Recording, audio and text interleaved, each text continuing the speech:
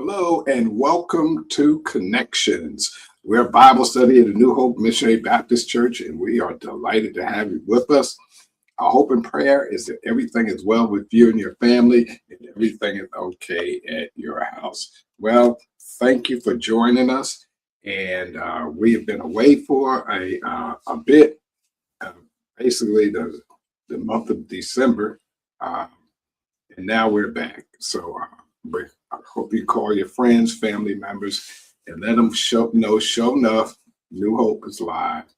We're back, and we're going to continue where we stopped off with spiritual warfare, but we're going to a different level. We're going to a different place, and we invite you to come along with us as we look at a dimension of spiritual warfare that doesn't get talked about a lot, but we're going to be doing that in this session. Uh, so, what we're going to be talking about is spiritual warfare, specifically as it relates to the African American family. Now, I want to give you a heads up, even though we use that title about spiritual warfare and African American family, what you probably know already is that most of our families are pretty much the same. But we definitely wanted to take a deep dive into that specific demographic because we think we got some good stuff to share with you. Stay tuned. Now, we will be using the book by Clarence Walker, Breaking Strongholds in the African American Family. Now, this book is it's been around for a little bit now, but its information is timely and timeless. So, as they say, without any further ado, let's get started. Okay. So, first of all, let me put this like this. We want to say Happy New Year. Okay. And New Year it is, and we are grateful to God for it. And we said we are just hoping and praying that everything is well with you and your family. Still like that. Okay, so let's jump into it. I'm going to ask some questions. This is our Bible study Connections. We live stream every Thursday at 7:30 Eastern Time, and we're on Facebook and YouTube. Thank you for joining us. This is our book, our text by Dr. Clarence Walker. The book was actually written in 1996, so it's coming up on its 30th anniversary. So that is quite an achievement in that it's been around and still helping families. Okay, so we're talking about spiritual warfare. Now, there are some dimensions of it that we're going to look at that for some may be new. But we're going to jump off asking a few questions. Now, we encourage you to put your responses in the comment field. Okay, this is how we like to engage. So here we go. We're going to jump on. Our first question is this: what phrase do you use when you don't want to go deeper in the conversation? What phrase do you use when you don't want to go deeper in a conversation? Don't go there. What what phrase do you use when you don't want to go deeper in a conversation? You got a kill switch? You got a phrase that you go to? It tells the other person, nah, don't want to go there, not go, don't touch that. Okay. Thank you, Elizabeth Jackson. She says, let's change the conversation. All right, all right. Okay, so we're going to put the comments on the screen so everybody can see. Hold on, let me make them a little bit bigger so the folk can see them. Okay, how is that? Yeah, that's big enough. Okay. So that's for our friends who are on other platforms. You can see the comments from Facebook and YouTube at one time. Okay, so driving along, but I see what you mean. Okay, that's interesting. Okay, I'll talk to you later about that. How about that one? Okay. Here's a good one. Dr. Tyler says, I have to answer the other line. Mm, mm. If I had the time, I would. Okay. Now, you may wonder why in the world is Pastor coming this way and we're talking about spiritual warfare. But we're going to talk about strongholds. And some of the strongholds that we employ have been used as defensive mechanisms. Okay? And they become ingrained in us. And as a result, we kind of get to the place where we got these phrases, okay, that we talk about. Okay, let me ask you this question. Okay, here's Tiffany says, that's a topic for another day. That's a good one. I might borrow some of these. Okay, here's one. Growing up, what were you taught never to talk about? Growing up, what were you taught never to talk? We don't talk about that. What were you taught never to talk about? Okay. Now, I'll be honest, in my family, we didn't have a class that said don't talk about it. But there are some things that we never talked about. Okay. We never talked about sex. We never talked about money. We didn't talk about relationships.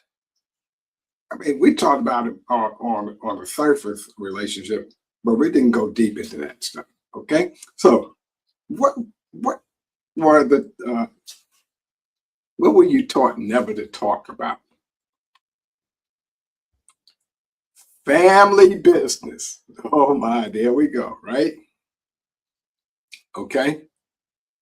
All right. What were you taught never to talk about? That's taboo. Hands off. Okay. All right. What grown-ups discussed in your presence? Okay. Now, my mother had a phrase. She said, little pictures should be seen and not heard. And we knew as kids, you never mingled yourself in grown-up conversations because that could be dangerous. You could get a backhand in a second putting yourself in a grown-up conversation. Okay? Here's one. Don't talk about what I heard grown people talk about. Okay. What were you taught never to talk about? Gloria says, knowing somebody told a lie. So don't ever expose the lie, right? Okay. Other people's private business outside of our house. Okay. Here's another one. We can never discuss something that was told us in privacy. Okay. All right. Now, how this applies, and if you answer this question or you've got looming in your mind some answers, you know that there's a connection between spiritual warfare and the secrets we keep. But there's a definite connection between the spiritual warfare we face and the secrets we keep. Okay, and if you want to know more, stay tuned as we unpack this. Okay, we turn off conversations, how we have things that we never talk about, and how these things begin to take on a life and a reality of their own. All right. All right. Elizabeth Jackson said, thinking about it, they would make you leave the room. Okay. Okay. Sounds good. Sounds good. So, what's one belief? What's one belief that you hold mainly because that's how I was raised? What's one belief that you hold mainly because that's how I was raised?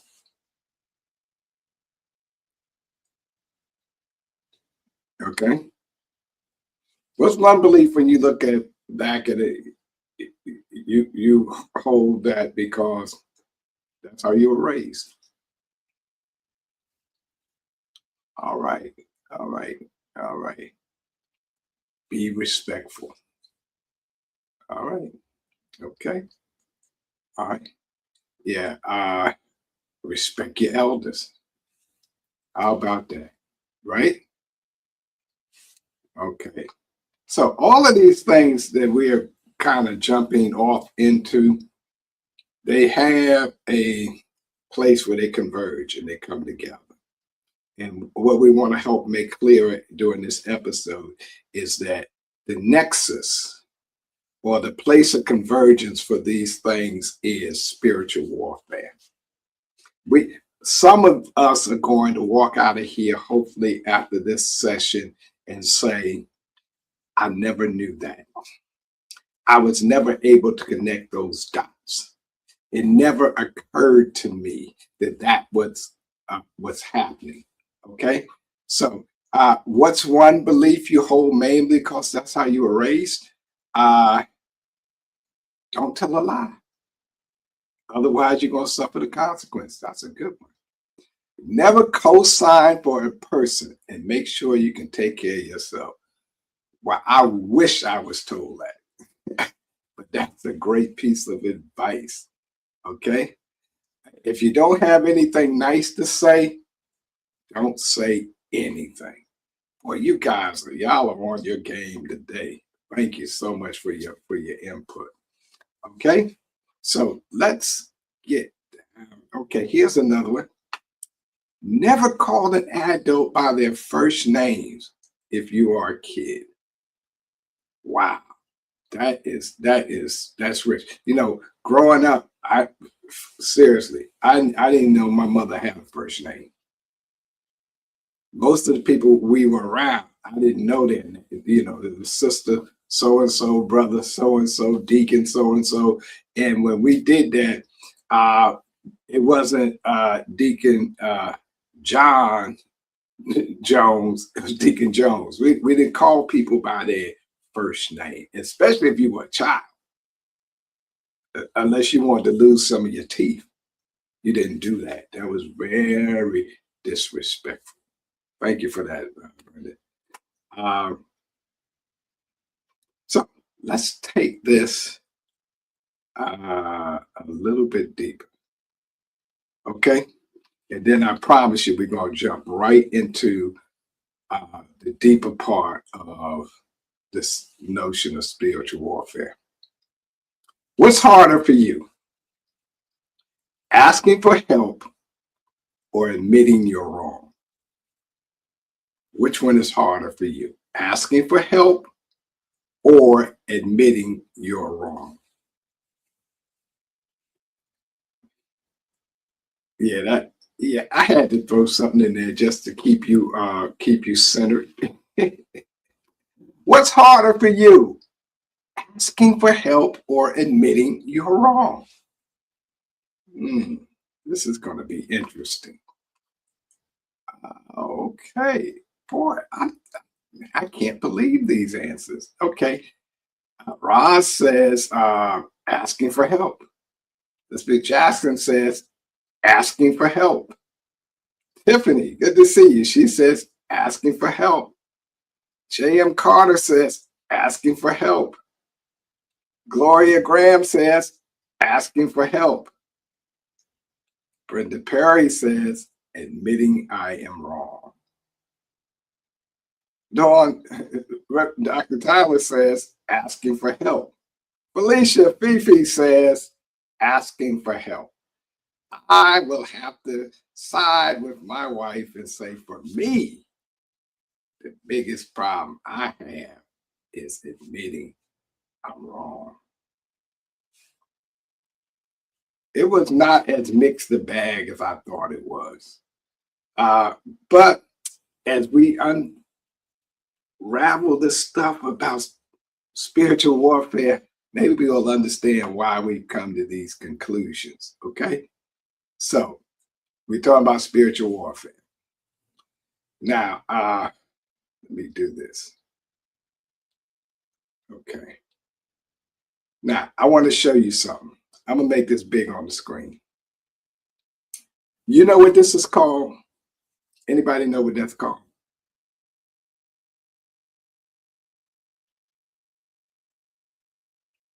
What you see on your screen, what is that called?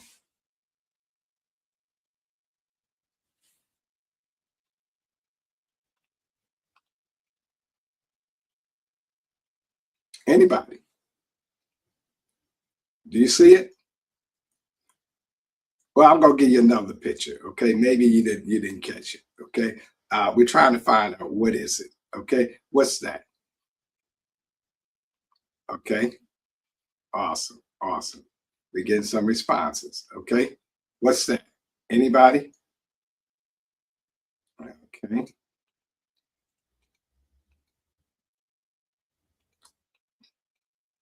okay. So let's go back now. Ross says that's a castle. Gloria says that's a castle. Lyndon Jackson says that's a castle. Deacon Green, good to see you, man. He said that's a castle. J.M. Carter says that's a castle. Sharon says it's the Tower of London. Nah, I don't know about all that, but it's a castle. Okay. Deacon Green says it's a wall, some type of fortress or castle. Okay. Sharon, thank you for your multiple entries. Felicia says it's a castle. Okay. You know, I'm going to tell you what it really is. Okay. There's a word for this. Okay. It is called a stronghold. It is a stronghold. That's what it is. We call them castles. We call them towers, fortresses, but they are strongholds. They are things that hold territory, that hold people. Okay. And that's why they're called strongholds. Okay. They are difficult to tear down. You look at these structures have endured for hundreds and hundreds of years. They still exist. Okay. A lot of times they built like this one here, it's built around near water. So water becomes like a natural protective barrier. Some of them have moats. Some of them have gates like that can be lowered down. You notice that they have large doors. This one has a steel doors, a gate that gets pulled up. So it is an impenetrable place. Okay? It's a place that you just can't walk up in and try to take over. Look at those walls. Okay? Now, the way they are designed, you see these walls, you see these turrets and these little openings. Well, what they would do is they would put guns or cannons or archers or people in there who could aim at the enemy. Okay? And you see these little holes, those are windows that they could see out of, that could fire from. So this stronghold is hard to overcome. Okay? When Brenda and I were in Europe and we went to Windsor Castle and we saw some of the castles in England, and these are formidable places. Okay? They were built, many of them, as strategic strongholds. Places where the enemy could not get in. Okay, so what I want you to see from this is that a stronghold is a place that is not easy to overcome. So we're going to be talking about breaking strongholds in the African American family. Okay. All right. Now, here it is. We're going to do several things, hopefully, by the end of this last session. We're going to identify the walls, discern the lies, look at strategic faith, redemptive obedience, and generational salvation. That may be a lot of big words, but we're breaking it down. We're going to try to discover what is a stronghold and how to overcome it.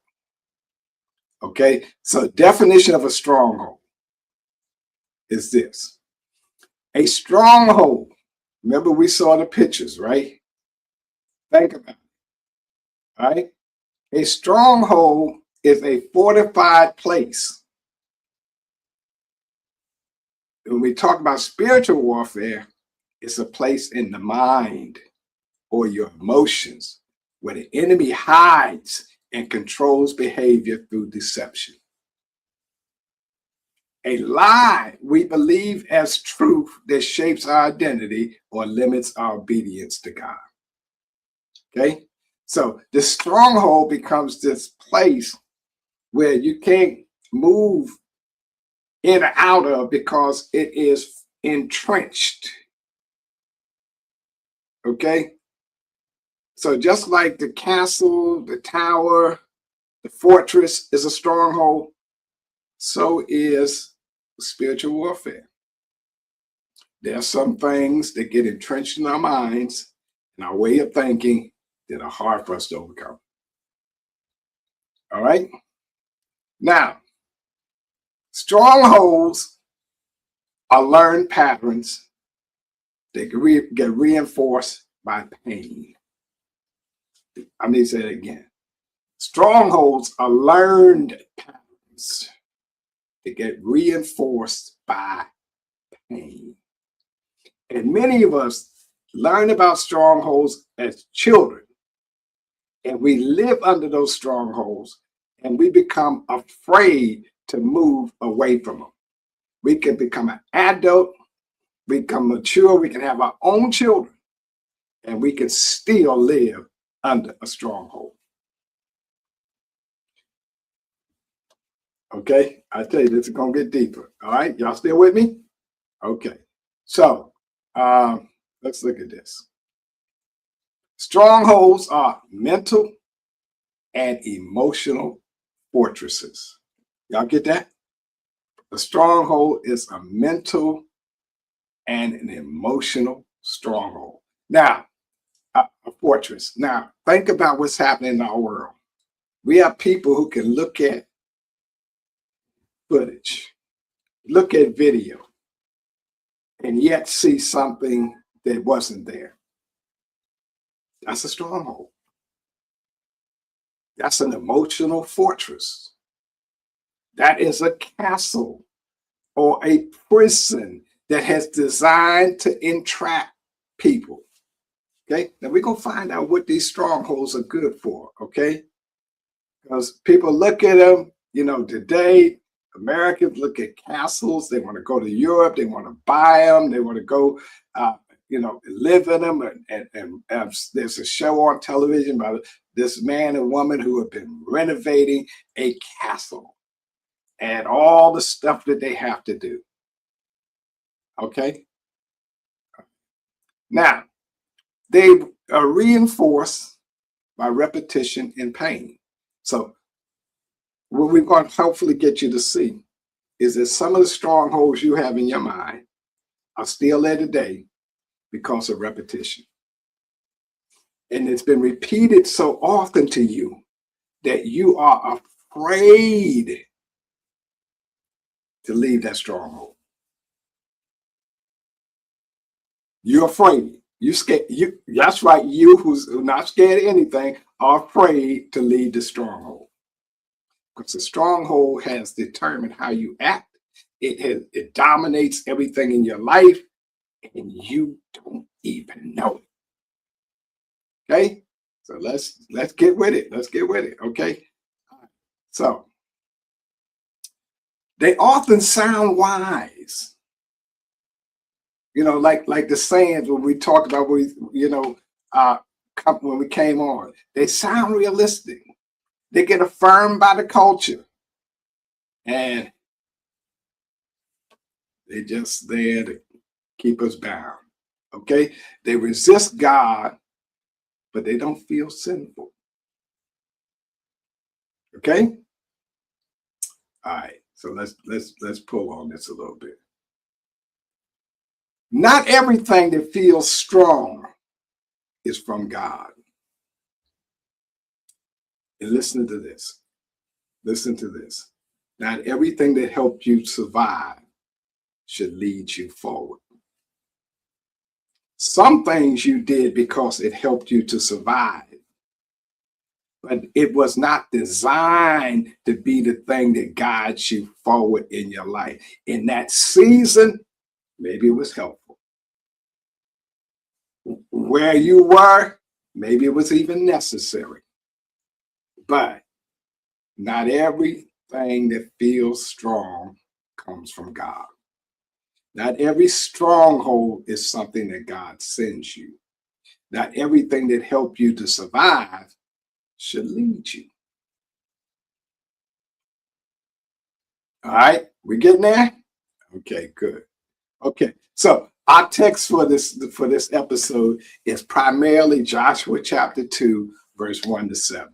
Okay, that's a story about the children of Israel who have wandered for 40 years. Finally, under the leadership of Joshua, they come to the promised land. There is a barrier between the promised land and where they are. They have crossed the Jordan. What they have to face in front of them is a walled city. The city is named Jericho. Jericho is, let me see if I can help you with this, a stronghold. The walls of Jericho are said to be more than 20 feet thick. In fact, historians said that on the walls of Jericho, on the wall, 2 chariots could ride side by side. Okay? It was formidable. In fact, we find out when we read Joshua chapter 2 that there was a woman who actually had her house, her home built into the wall. This ain't no just castle. This is a fortress. This is a stronghold. Because it's a stronghold, it means that anybody in opposition, in order to get into the land, is going to have to find a way to overcome Jericho's walls. Okay, so let's look at the text. Okay, Joshua chapter 2, then we're going to read 2 Corinthians chapter 10, verse 3, 4, and 5, and then we'll finish off by reading Proverbs 18 and 19. Okay, so let me do this. Let me make these big so you can see it at home. Joshua chapter 2, verse 1 through 7. Let me move our comments over for a second. I'll leave them there. I can see. Okay. Then Joshua, son of Nun, secretly sent 2 spies from Shittim. Go look over the land, he said, especially Jericho. So they went and entered the house of a prostitute named Rahab and stayed there.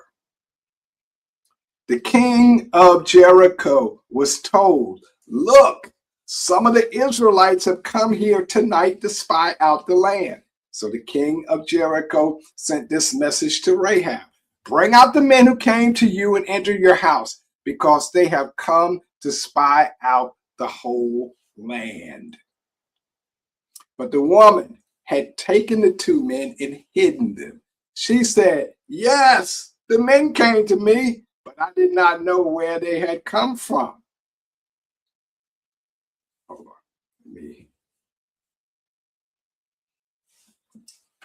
Hold on 1 second. I got the text running off the page. Okay, so there we go. Yeah. So, at dusk, when it was time to close the city gate, the men left. I don't know which way they went. Go after them quickly. You may catch up with them. But she had taken them up to the roof and hidden them under the stalks of flax she had laid out on the roof. So the men set out in pursuit of the spies on the road that leads to the fords of the Jordan. As soon as the pursuers had gone out, the gate was shut. Okay, so look at this fortress. Okay, and we're not suggesting that this is Jericho, but you can see how there they have gates, right? The gates are open for people to come in and to go out. And at night, when the city is closed, the gate is closed. Nobody can go in and nobody can go out. Okay, now you can imagine Jericho on the scale of this castle, but Jericho is a city. All the inhabitants live inside its walls. Okay, so let me see. We said our other text was going to be in Corinthians, 2 Corinthians chapter 10, verses 3 to 5. Let me get that. Okay. 2 Corinthians chapter 10, verses 3 through 5. Okay. You may have heard this before. Let's do it.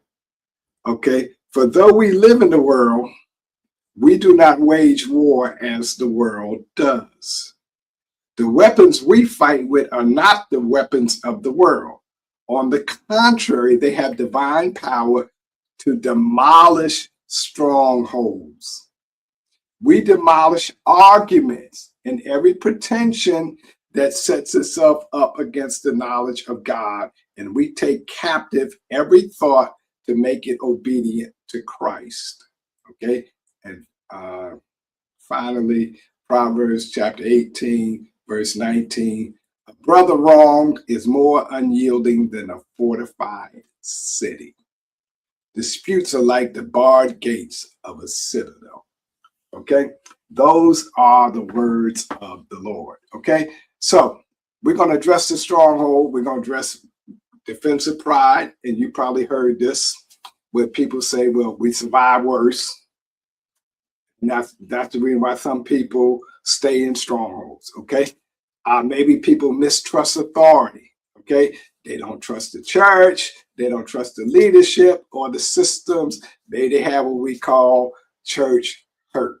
Okay, and then there's a third thing we call hyper independence, where people start looking at themselves and say, I got this on my own. I don't need anybody. I can do it by myself. Now, why is this important? Because these are all reasons why people lock themselves up and stay in strongholds. The defensive pride, no matter how bad it gets in the stronghold, they say, I've been through worse. You know what? I'm not going to leave. Okay. Mistrust of authority, the leadership and the systems, they just deal with it. Okay. So let's look at this. Okay. Now, here's the problem with the stronghold. You can't tear down what you refuse to name.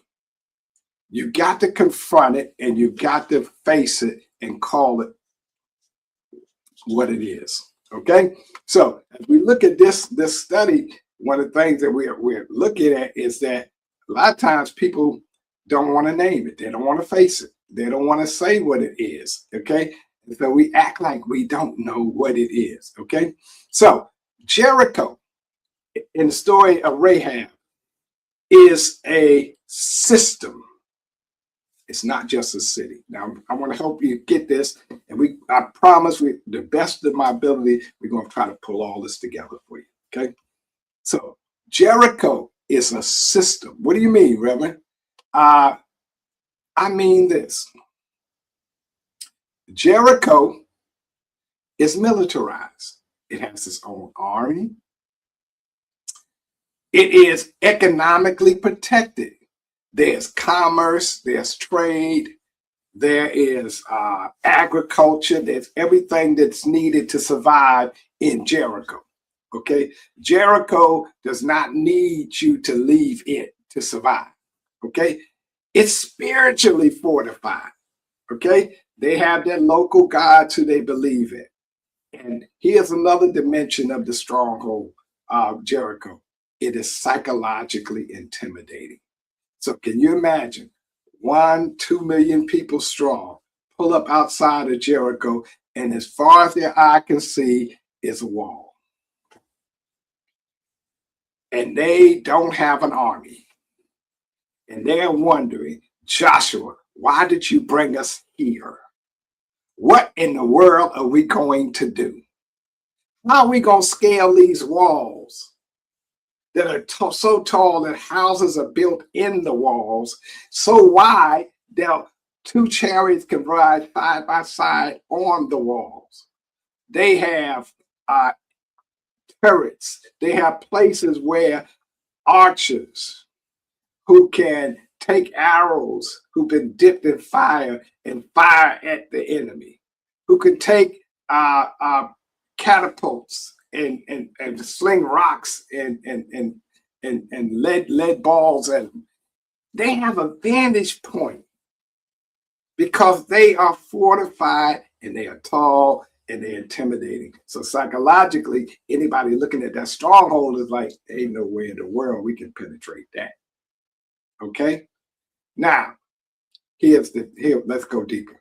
So the parallel is many African American families develop walls. Sometimes we develop walls for survival. Okay, we just trying to make it from one day to the other. Okay, so here's what we do. We build our fortress. We build our stronghold with the notion that it's just going to be there to keep us safe.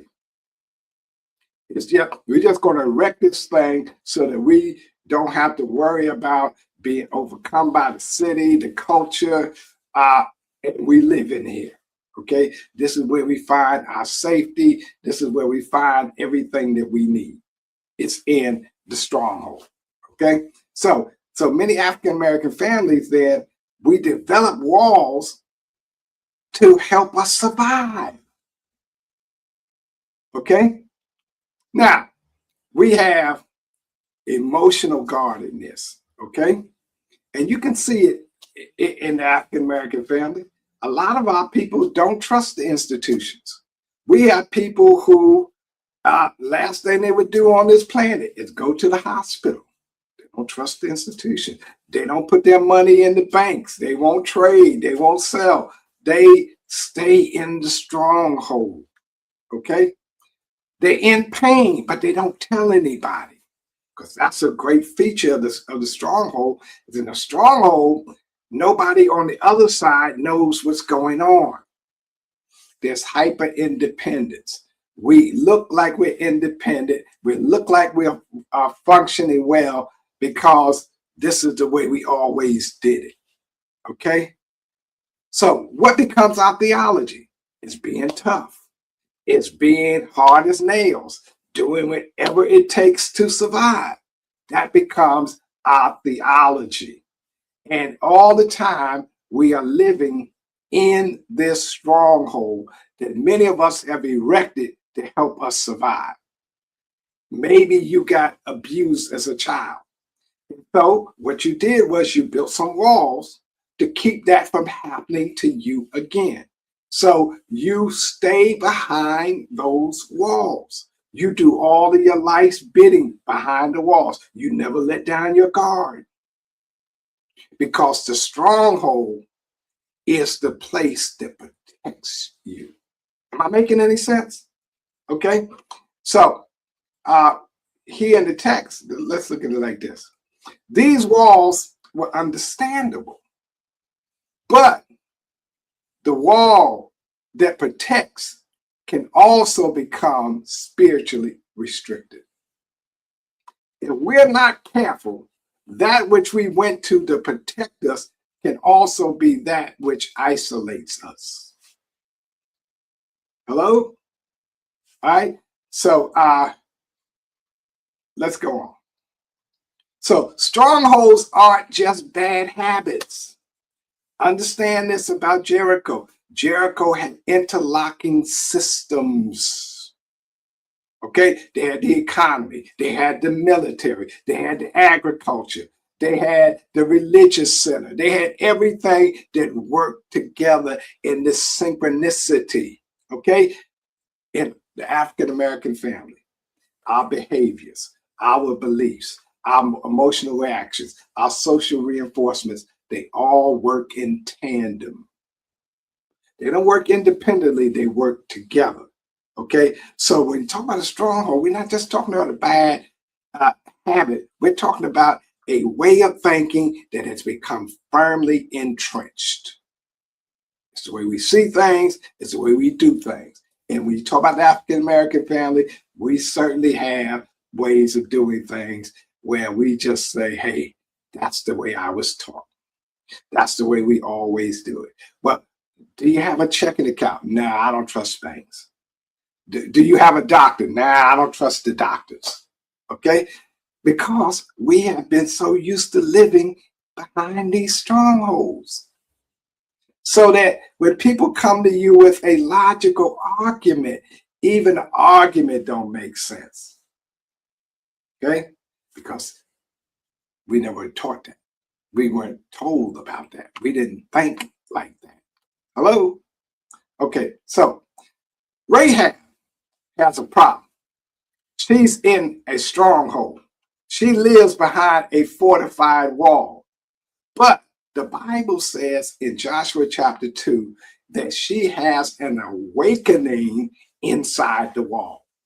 Okay, I want to tell you today, I don't care what your situation is like, what walls you have erected in your life to help you to survive, but now that wall has become more than a mechanism for survival. Okay, Rahab awakens inside the wall. She has a moment of lucidity where something happens to her. Okay, scholars are really like, because Rahab, her name is always associated with being a harlot.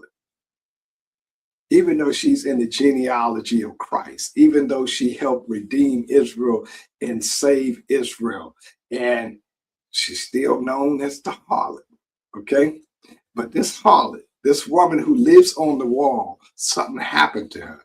She had a argument that the wall was there to protect her. But somehow or another, she has an awakening. And I want you to get this, because when Rahab wakes up, Rahab is inside the wall. Okay? Now, I want you to get this. Rahab did not live outside of the stronghold. Rahab brought into the stronghold. She lived in the stronghold. She was taught from a child that Jericho is invincible. That child, you got everything you need right here. You don't need anything. You don't need anybody else. You can do it all by yourself. That's the stronghold that she had in her mind.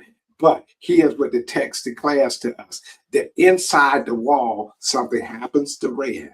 She has a moment when she wakes up and she realized, you know what she realized? That there's something on the other side of the stronghold. And how many of us are in these prisons where all we see is what's inside the stronghold? Hello?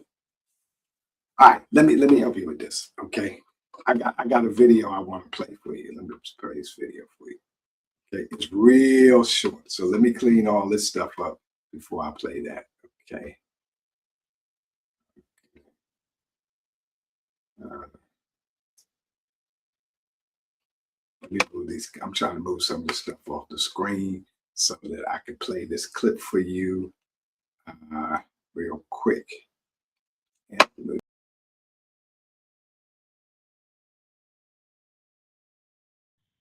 Be honest. How many times did you build a wall to protect your heart? And now that same wall won't let love in either. You stopped trusting, stopped hoping, stopped letting anyone close because the pain trained you to stay guarded. And yes, those walls kept you safe, but they also kept you lonely.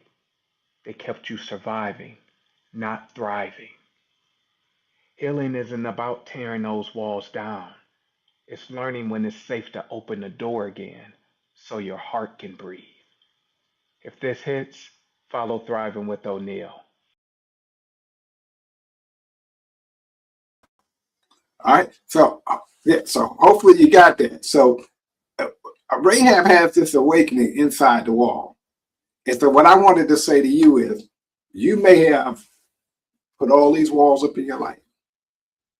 At the time you were putting them up, they were to protect you. He hurt you. She left you. They said you would never be anything. So what did you do? You built a wall. At the same time, what you did not know, you were building a fortress and you were trapped in it so that you could not get out. You could not move and become the person God wanted you to be because you believed that this stronghold was the source of your survival. So now the very wall you built to help you survive has now become the prison that traps you, that won't let you go. And that's the problem we have with a lot of us today. We are prisoners of our own making.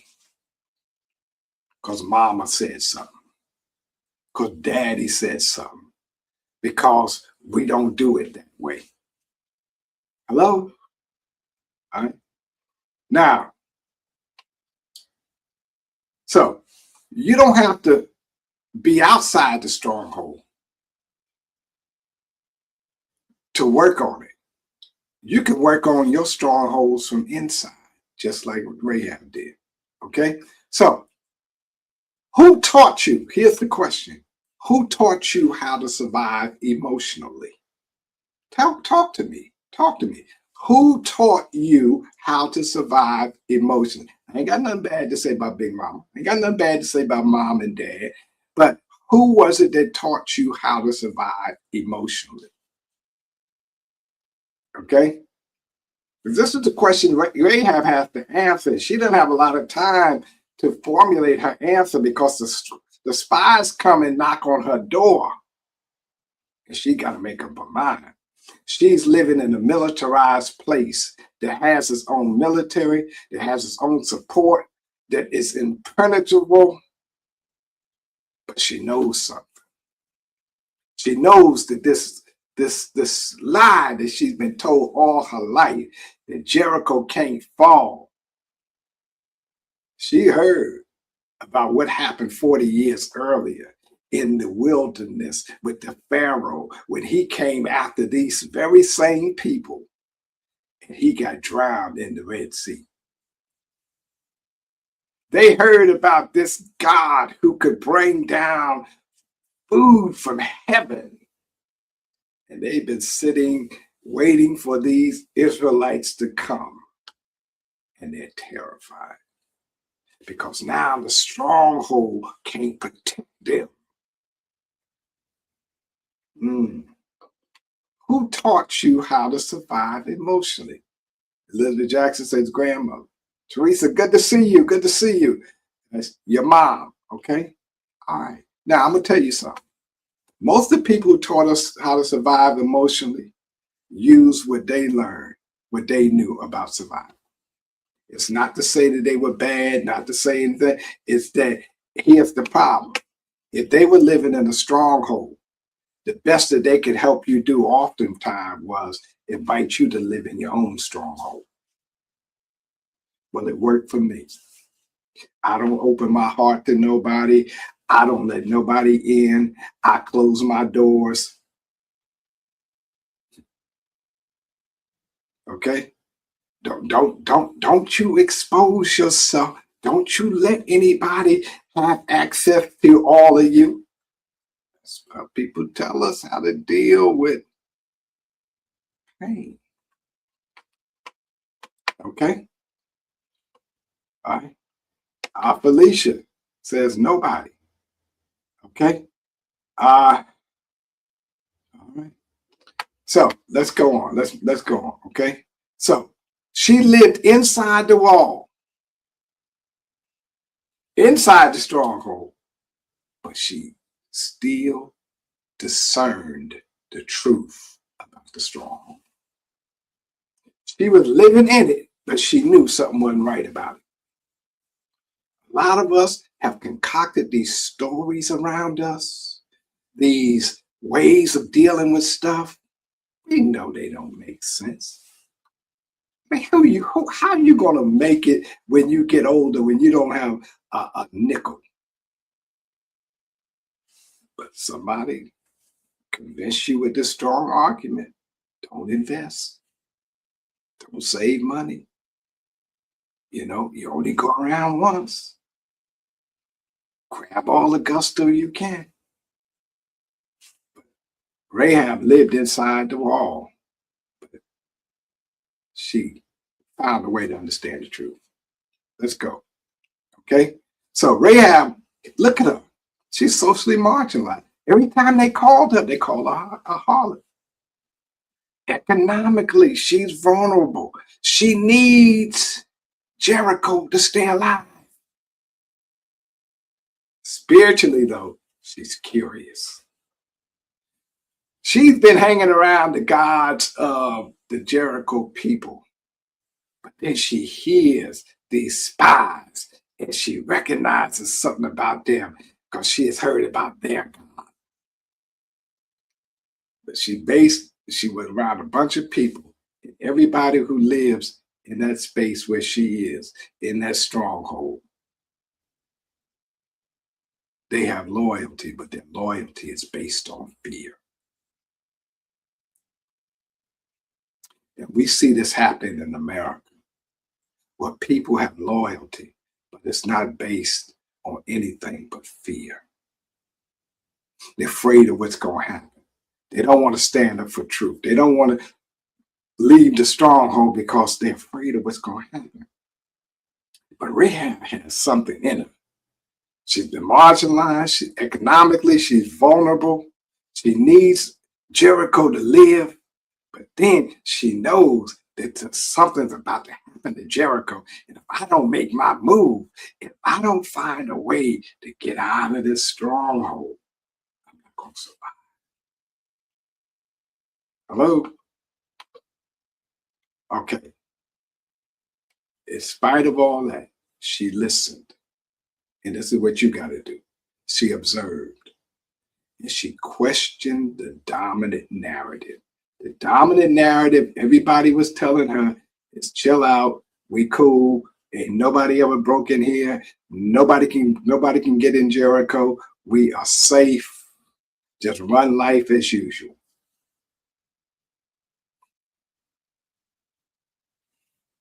It never happened before.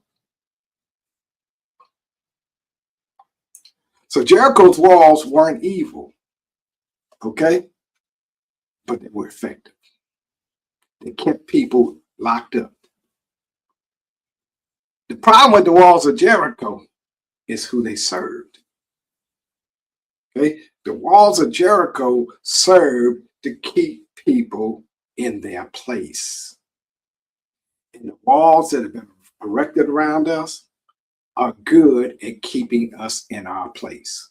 We are afraid to test the boundaries. We're afraid to cross over lines. We're afraid to go out. So what do? We stay in the stronghold. So the stronghold, which had been a place for survival, has now become a prison.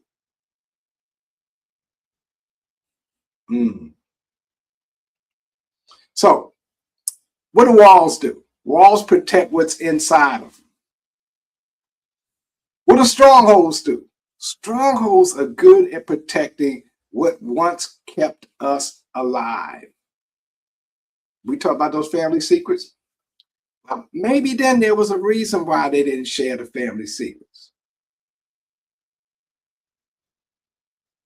But spiritual warfare begins for you and me when that which protected us has now become our prison.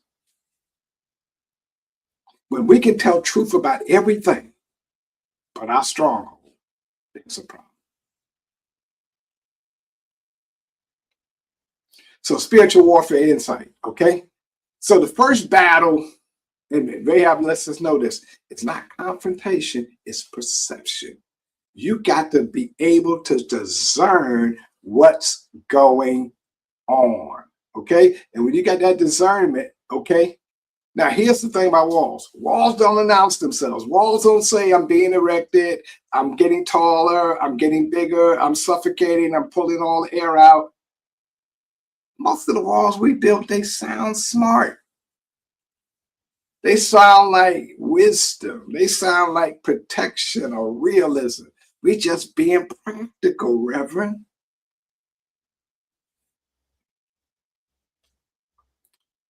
Have you heard any of these arguments? I'm gonna lay out 3 or 4 arguments. If you've heard them, just give me a yes, okay?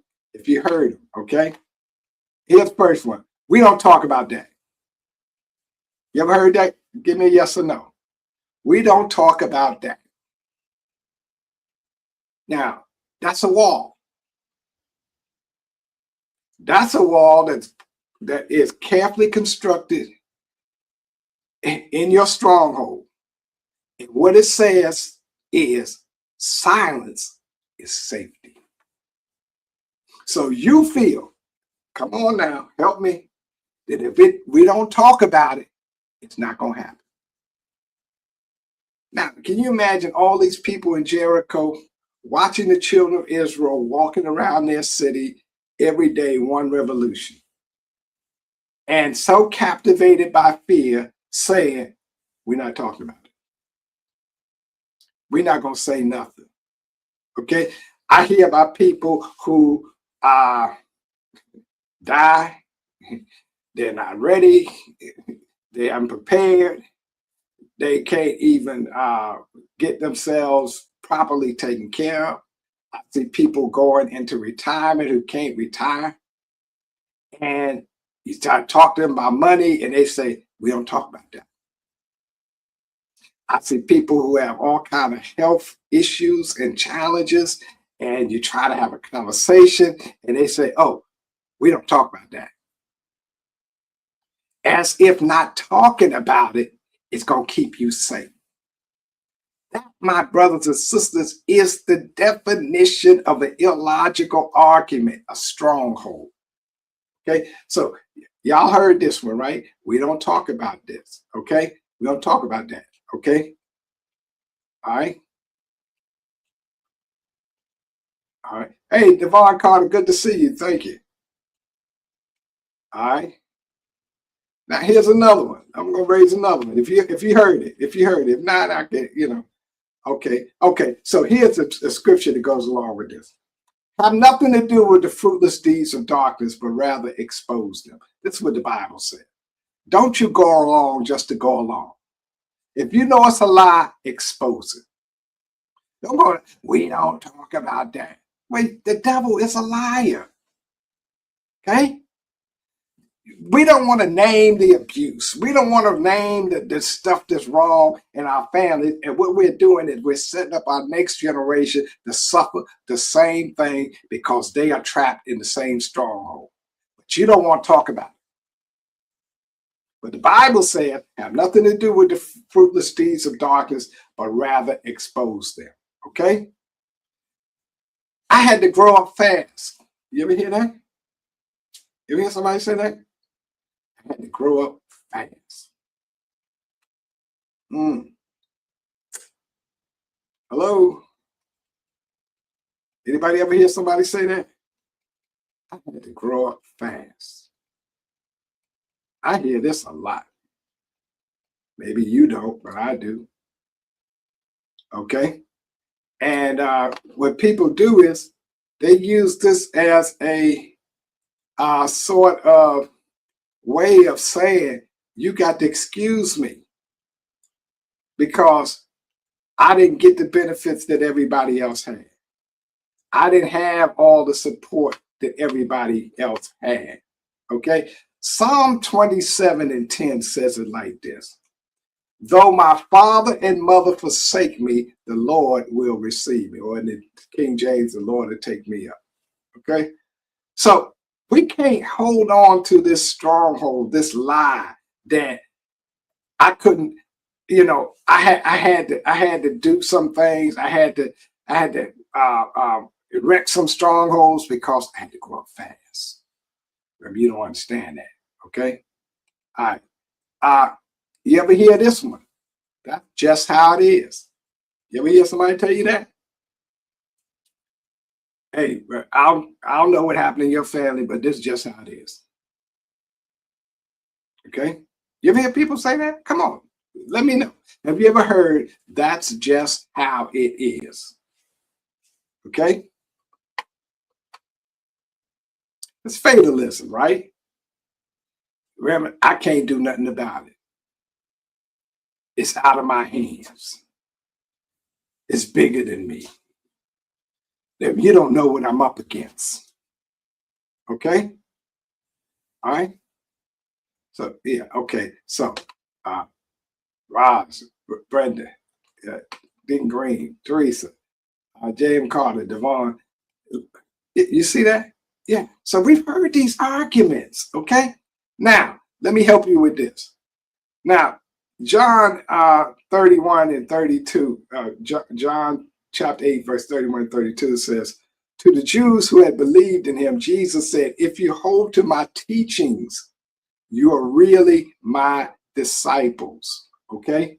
If you hold to my teachings, you're really my disciples. Then you will know the truth, and the truth will set you free. That means you can't go around saying, that's just the way it is. Jesus said, when you know me, you know the truth liberates you. And you don't have to go around talking about, I don't have no control. Oh, it's just the way it is. You've heard some of these arguments. Okay. Now, let me put this one up here. Trust gets you hurt. You ever heard that? Trust gets you hurt. Yeah, you heard that. People tell you all the time, you got to guard your heart, honey. Young man, you better be careful because you're setting yourself up for a big hurt. You ever heard that? All right. Okay. Trust will get you hurt. Now, understand these strongholds, these lies, these arguments that have been put at us don't always go by the same verbiage or vernacular, but they're similar. Okay. And so you see people, right? They say that, right? So let me see. Proverbs chapter 4, verse 23. Let's see. Above all else, here's what the Bible says. Guard your heart. All right. That's what the Bible says. Okay. It's the Bible doesn't say trust gets you hurt. The Bible says guard your heart because everything flows from your heart. So what we have is people who build up these walls and they spend their lives behind the wall. They don't want to meet people. They don't want to get in relationships. They don't want to love. They don't want to open themselves to be loved because they say, Reverend, I'm going to get hurt. So what they do is they build these walls. While the walls were there to help them survive, you look later on, the wall is a prison. They don't know how to get out. They trapped. And the tragedy is How many times do I see it? I get frustrated because I see it more often than you do, probably, where people who have had relationships that didn't work out the way they want, what do? They poison their children. And they tell their child, they ain't no good man. And they tell their children, they're no good women. And so the child is now poisoned, and now they building up their fortress, they're building up their walls, and you know what misery likes? It likes company. And we got to be careful. What was designed to help us survive was not designed to help lead us into 2026. So you still hiding behind that wall, all the while not realizing that your refusal to come out to see the light of day is affecting other people around you, just like the folk in Jericho. Okay? Okay. So let me run this by you. Now, which of these sounds familiar? The ones that we raised. Did any of them sound familiar? Did you inherit any of them? Did any of them sound like they were being protective? Talk to me. Did any of them sound familiar? Let's be honest. Most of us, if we've been around the block once or twice, we've heard these arguments. Some of us have inherited them because we had people who lived in their stronghold who were trying to protect us and told us, don't you ever leave Jericho. It's a mean, cruel world out there. You hear people tell me the world is cruel. So what do? You build walls and you hide. Okay? Okay. All right. Stop asking, why am I like this? And start asking, what is my wall guarding? What is my wall protecting? And does God still need me to have this wall? Because maybe I was abused as a child and I needed that wall to survive. But do I need it now? Do I need to push this wall on my children?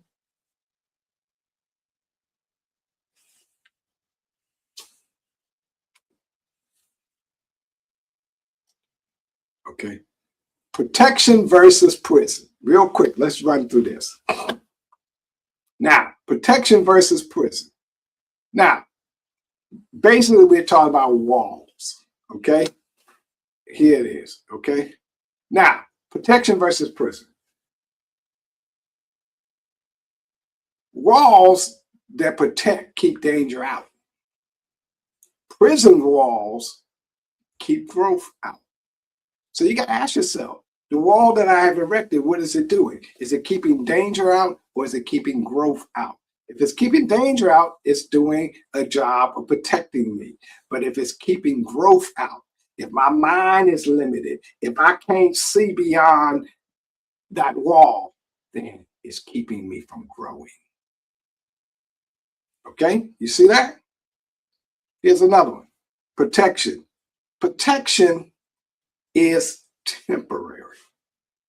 Okay, but prisons, on the other hand, are permanent.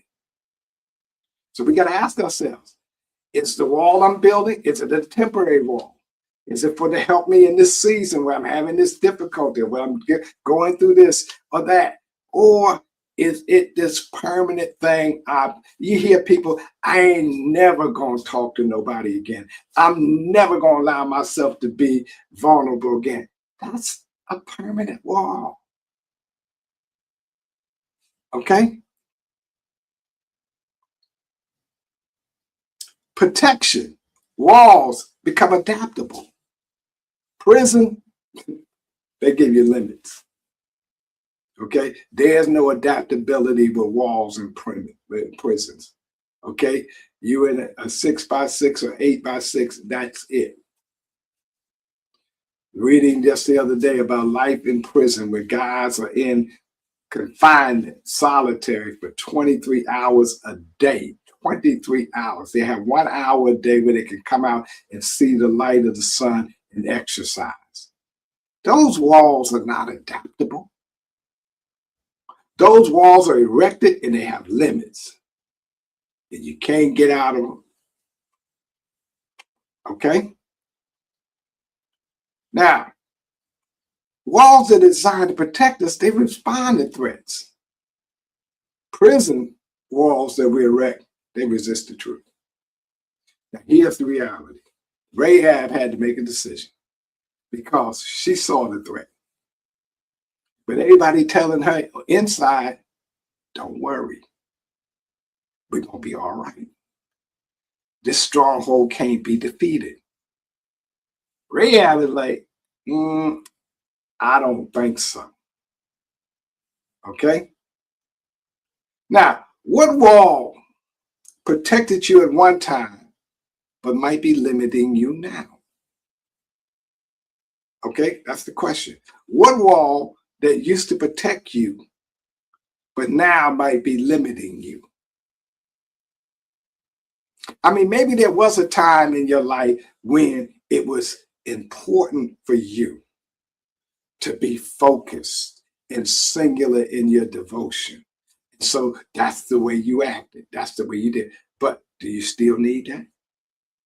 I mean, you were trying to get your life together. You're trying to get yourself rebound or get yourself up. Now, do you still need that wall? Or has that wall now imprisoned you and you can't get out of it? Hello? Okay. What wall do you see in your family that other folk are pretending isn't there? That's when we talk about the silence, the stuff we don't talk about, the elephant in the room. We don't talk about it. Everybody in the world, in the house, knows you're broken, but you don't talk about it. Nah, we don't talk about that. But you come to church, you shout yourself crazy, and then you go in and you barricade yourself in this stronghold, and everybody around you says, don't talk about those children of Israel who've been walking around the walls. Let's pretend that they're not there. Hello? I'm trying to help somebody. Okay? All right. So, what walls do you see in your family that others pretend isn't there? You got to be the Rahab who says, I don't care what y'all say. I'm going to make a deal with these Israelites. And I'm going to tell them, hold on. The intelligence on the inside say, everybody I talk to is scared to death of y'all, but nobody wants to say anything because we walled up in the stronghold. We think this stronghold is going to protect us, but it's a lie. It's a false argument. It's about to come tumbling down. But Rahab said, I need you to negotiate with me. So if your walls could talk, what would they say they're protecting? Because remember, when you erected the wall, it was for survival. When you erected the wall, it was to protect you. That threat is gone. I mean, some of the walls you put up 10 years ago.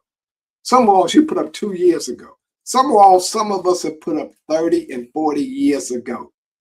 You done forgot why you built the wall. You don't even know what it's protecting. Matter of fact, to be honest with you, it's not protecting anything. Okay? But if your walls could talk, what would they say you're trying to protect?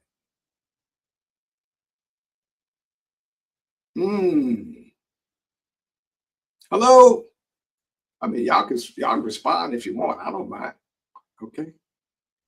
Okay? Look, I got a couple minutes. Let me go.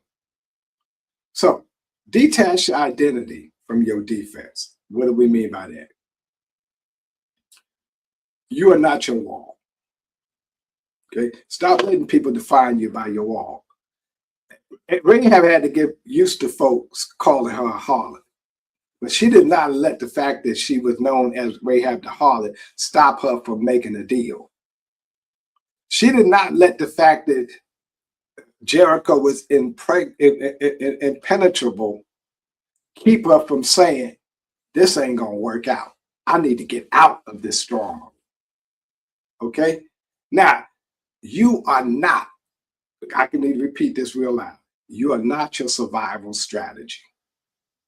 Okay? Some of you had to do some things that you weren't happy, that you aren't proud of, but that's not you. You were trying to survive. You were trying to live behind that stronghold. So maybe you had to do something. Maybe you had to say something. Maybe you compromised somewhere along the way. But you're also not your strongest reaction. The wonderful thing about Rahab is that she was always known as the harlot. But if it weren't for her, Israel would not have gotten in the promised land, or it would have been more difficult. And she's even talked about in the New Testament. Every time people want to talk about Rahab, they don't want to talk about her redeeming qualities, what she did well. They always want to talk about the wall that she had. But you know what Rahab said? I don't care if y'all talk about my wall the rest of my life. I saved my household and I saved my family because I got out from the stronghold. Does it make sense? Rahab, get this, was not her profession. So you can call me a harlot you want all you want. She said, but that's not who I am. Okay. Israel was not their slavery. It's something they went through. You are not your coping mechanism. Okay. Maybe you lie. Maybe you drink. Maybe you do something else. But that's not you.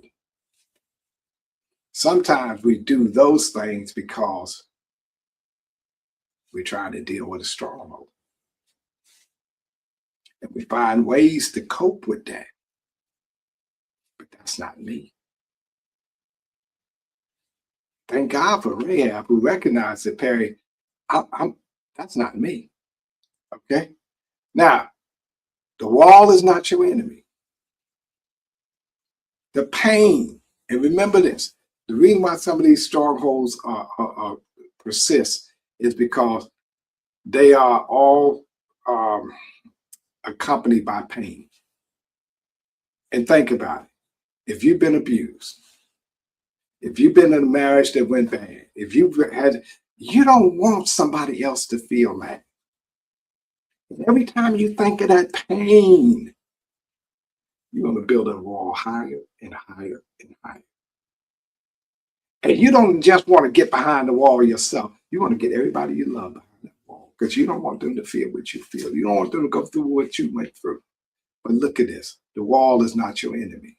The pain is not your enemy. But the lie attached to the wall is the enemy. That's why we started this episode talking about spiritual warfare in the African American family. Because we need to start naming stuff. We need to start calling stuff the way it is. Okay? Rahab did not go up and cuss the wall out. What Rahab did was she used the wall as a window, as an opportunity to escape the stronghold. Just because it's a stronghold does not mean that you got to stay in it and die. You can use your stronghold as an opportunity to get out. Jericho fell, but Jericho didn't fall until after the intelligence was gathered.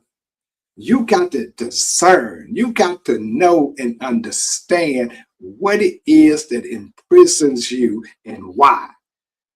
When the spies heard that the people inside Jericho were more terrified than them of anything, They already knew that the battle was over. Okay? You gotta ask yourself a question about the wall. When did the wall help you? But also, when did that wall start costing you? What does your wall keep out now? Does it keep God out? Does it keep people from helping you out? Does it keep rest out? Because the wall that was once used to help you get through something has now become the crutch you lean on. It's become the prison you live in. All right? So here it is. The wall that I'm becoming aware of. What is it? Hopefully this episode has helped you to start raising the question about the walls in your life. What walls are you aware of that maybe an hour and a half ago you weren't aware that they were walls? They are walls, all right. Okay. When did they protect you? Okay. Now, I want to drop this on you. As we get ready to leave session 1, you can win. And here's how we know you can win in session 1. If you get this, you won session 1. The win of session 1 is not that walls fall, but we can name our walls. We can understand our walls. And then we can reframe the wall as a battlefield rather than an identity. Rahab said, I could care less what y'all call me. But this fortress, this Jericho, has become a prison, and I need to get out. And so she reframes Jericho as a battlefield, as a place where war is about to take place, and not just the place where she's from. Okay, so when you can do that and understand that all of this time in my life, in my family, the elephants in the room, the stuff we don't talk about, the stuff we will not confront, it's a wall. And we need to reframe it, and we need to talk about it as a spiritual. And the only way we're going to win this spiritual battle, we got to put on the armor of God. All right. So here's the core problem. Okay. Defending walls that people believe are personality. Don't let people lie to you and tell you that you are your wall. Justifying strongholds as cultural and survival. It's about, yeah, well, maybe that was so then. 30 years later, you still building walls. Back then, you couldn't defend yourself. Now you can. Stop putting your children behind those walls. Fighting the symptom rather than the structure. Okay? Engaging spiritual warfare emotionally instead of strategically. Stop letting the devil get the better part of you and having you run off half-cocked because you want to be emotional. Rahab said, I will not be emotional about this. I'm going to go, and she reasoned that these Israelites have already won every battle they've come up against. It's only a matter of time because they overrun this wall. And she told them, when y'all take us out, remember my family. She put a scarlet thread in her window. And they were able to, when the walls collapsed, when they went in and took everything, they spared her family. Because she thought strategically and not emotionally.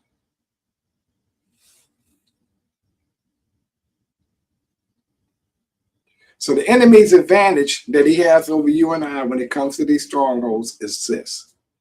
He specializes in confusion. But the answer to the enemy's confusion is discernment. When you can name your wall and understand why that wall was erected in the first place, you can start dismantling the wall. All right.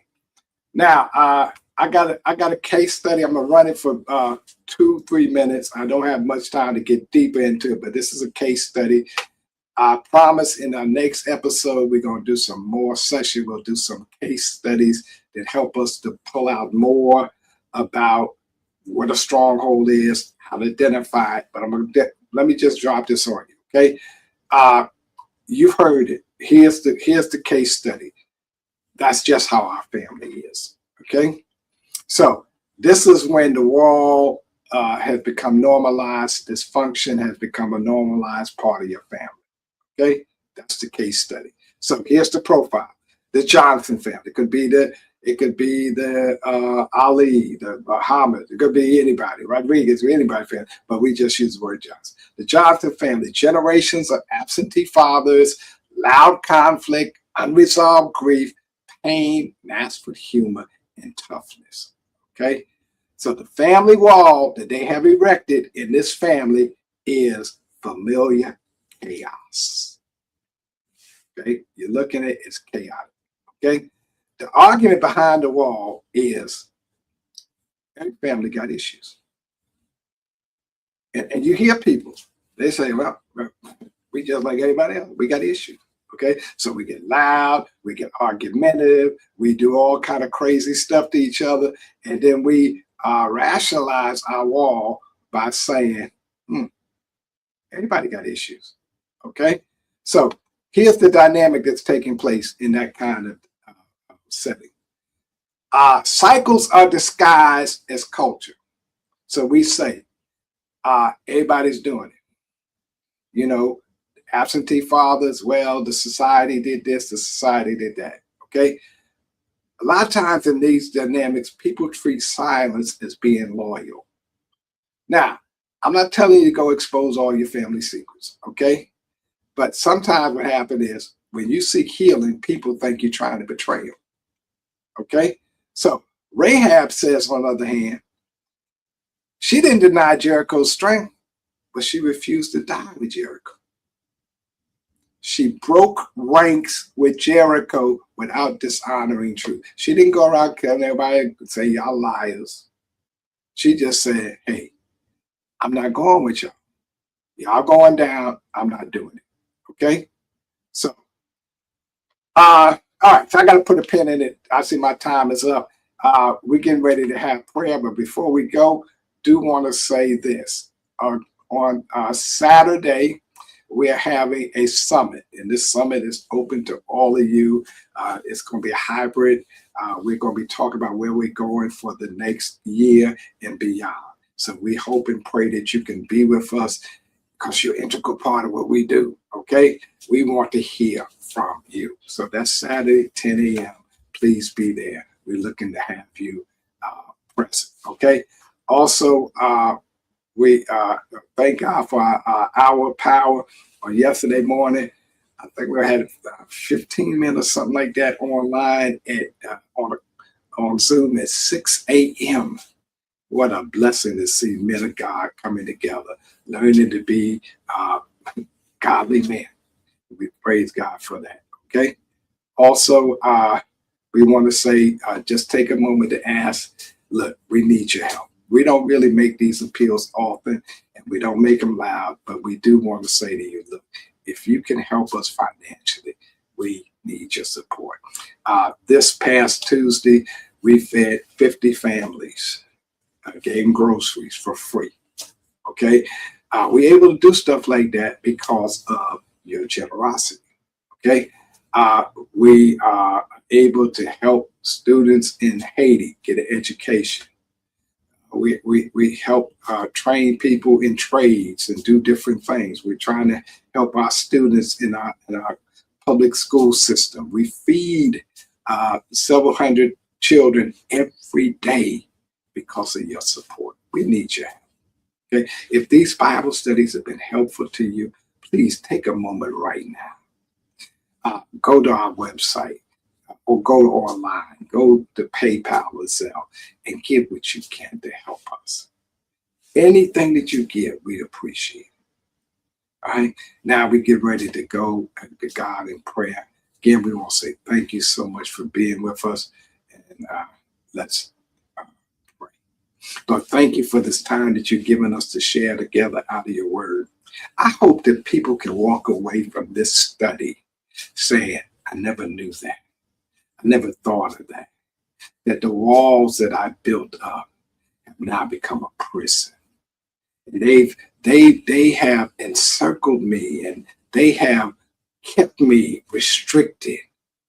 I pray, God, in 2026 that all of your people will find the energy, the desire, the want to get out of those strongholds. All of those things that we have been reluctant to talk about. I pray, God, that you give us the courage to tear down brick by brick each and every one of those strongholds. God bless everybody who will hear this broadcast wherever they hear it. Let your anointing fall on their life. I pray for those who are sick, those who are going through difficulties. Thank you for those who are experiencing great joys and blessings. Bless us and keep us is our prayer. We ask it in Jesus' name. Amen. Well, my brothers and sisters, thank you again for being with us as we've expanded our study on spiritual warfare. We'll be continuing our discussion on breaking the strongholds in the African American family. God bless you. Heaven smile upon you. Therefore, my beloved brothers and sisters, be steadfast, unmovable, always abounding in the work of the Lord, for as much as you know your labor is not in vain. God bless you, really, really.